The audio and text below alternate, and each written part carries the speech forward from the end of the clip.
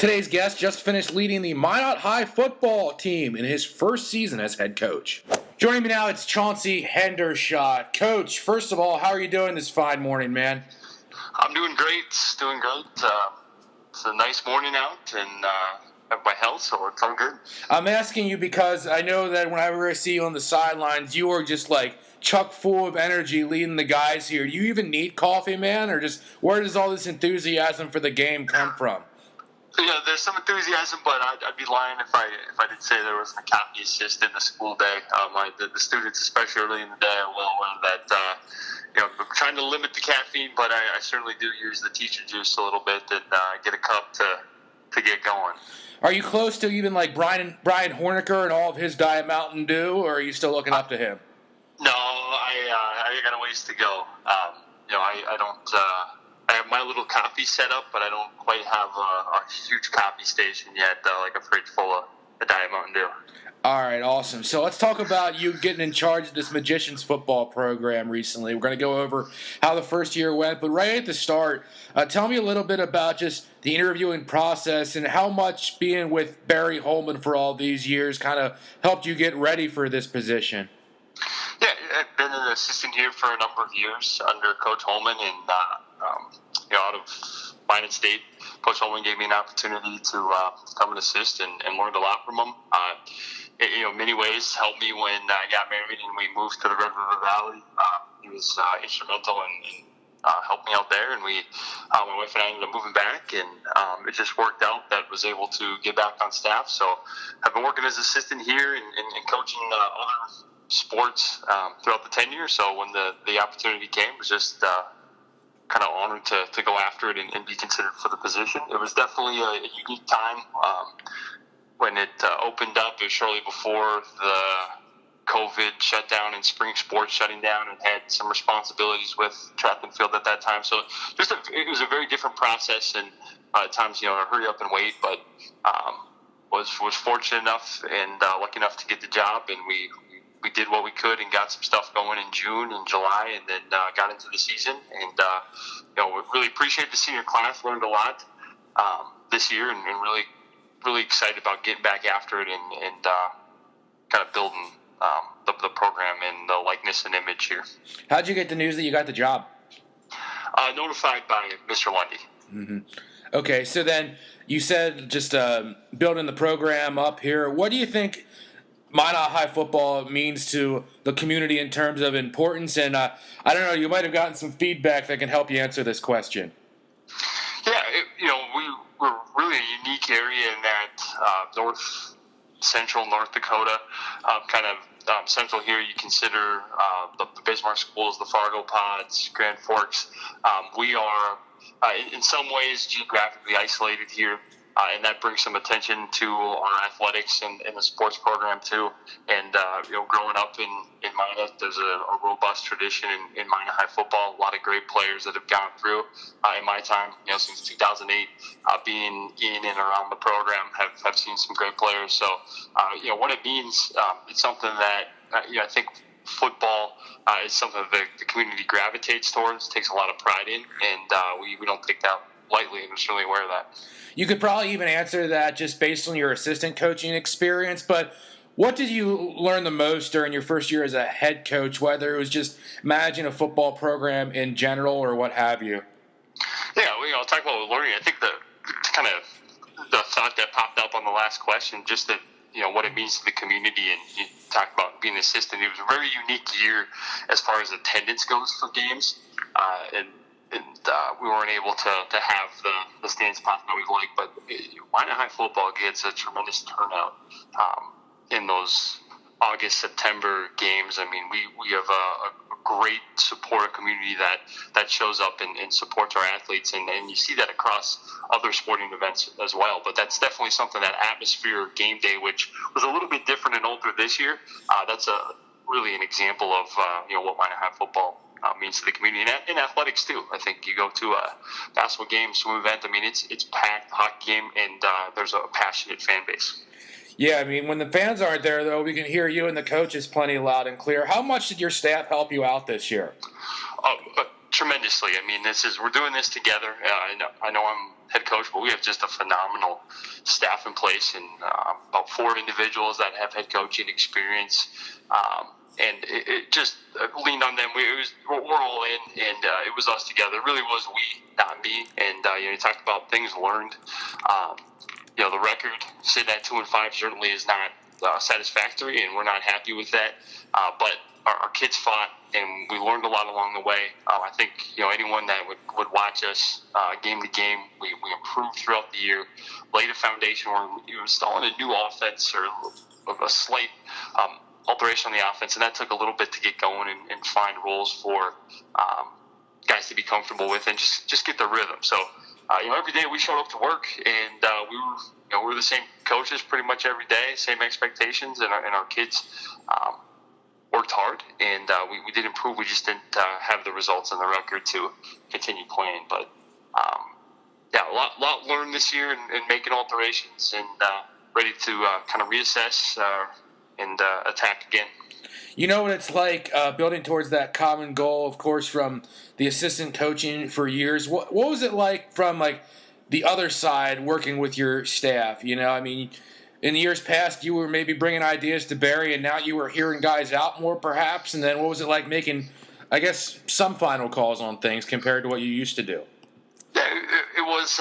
It's definitely stepping into a new role and increased responsibilities. I think credit to Coach Barry Holman. He did a great job of taking a lot off the plate of assistants, and there was a lot of stuff that you get into that and realize, just some of the paperwork side and the clerical stuff certainly increases. But it's one of those things where I feel as the season progressed, the language and the communication of the staff got it got better. We're kind of all getting on the same page, and just as we work and continue through this process, it's just continually getting better.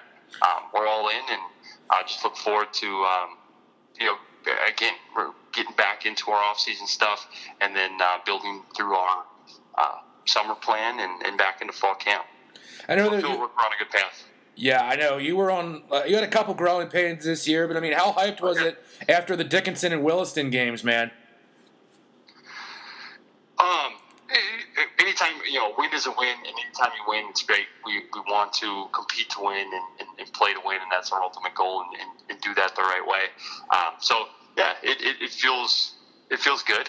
There were some other games where we fought and had opportunities to win, and we got to go back and assess that and look at what happened there, and improve that process for the future. All right, so you guys get the kids ready to play, but the players are the ones making the plays. I got a chance to do the CoAthlete of the Week with Chase Burke and Hunter Ruziska. Tell me a little bit about what those guys brought this season, and maybe some other dudes that really stepped up for you in your first year.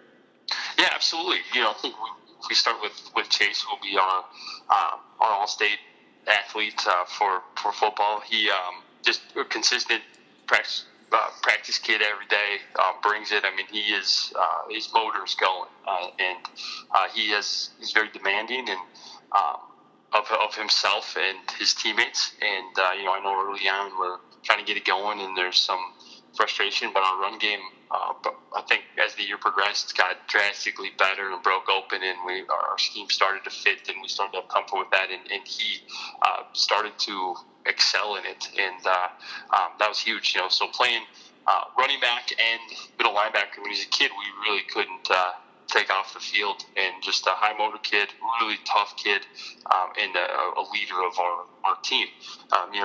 The co-athlete with Hunter. Hunter's a pretty electric player. Ended up starting at defensive back all year, and then offensively we moved him around. We had what we felt two very good backs, and tried to get him some touches. Hunter also just really dynamic in our special teams and return game. I think Dickinson gave me 2 punts called back. Took a kickoff to the house against Jamestown, and really put our offense. One, he's a kid in the return game that you can really trust, and put our offense in really good position to start a lot of drives throughout the year. Yeah, absolutely. What about any more defensive dudes or offensive leaders you'd want to mention?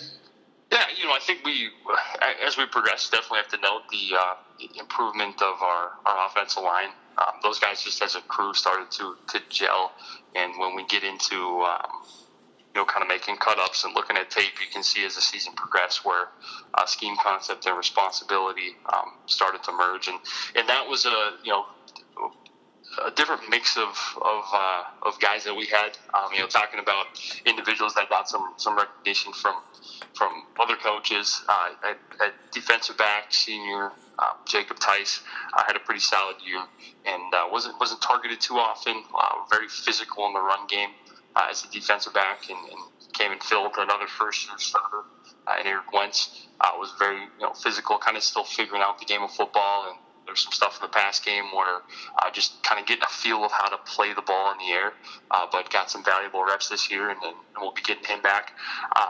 Defensive line-wise, we had all year of sophomore Caden Turnbow starting, and got some valuable experience there. Another high-energy, high-motor practice kid that we're lucky to have a couple more years with, and really excited to have a couple more years with.